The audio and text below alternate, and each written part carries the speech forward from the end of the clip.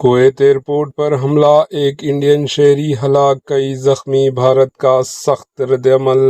مغربی ایشیا میں جاری کشیدگی کے درمیان کویت انٹرنیشنل ایئرپورٹ پر ہونے والے حملے میں ایک ہندوستانی شہری ہلاک جبکہ متعدد بھارتی شہری زخمی ہو گئے۔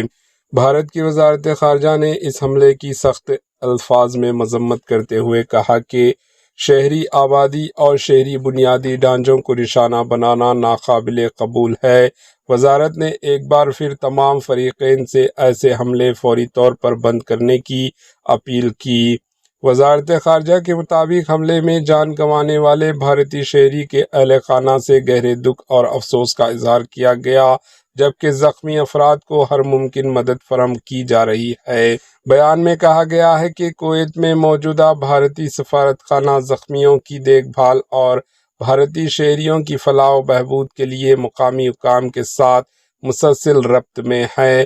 اس کے علاوہ مغربی ایشیا کے مختلف ممالک میں موجود بھارتی سفارت خانہ اور سفارت خانہ کو ہائی الرٹ پر رکھا گیا ہے اور وہ بھارتی کمیونٹی کی ہر ممکن مدد کے لیے سرگرم ہے۔ حکام نے خطے میں مقیم بھارتی شہریوں سے احتیاط برتنے اور سرکاری ہدایات پر عمل کرنے کی اپیل بھی کی۔ Bureau report, AHN news.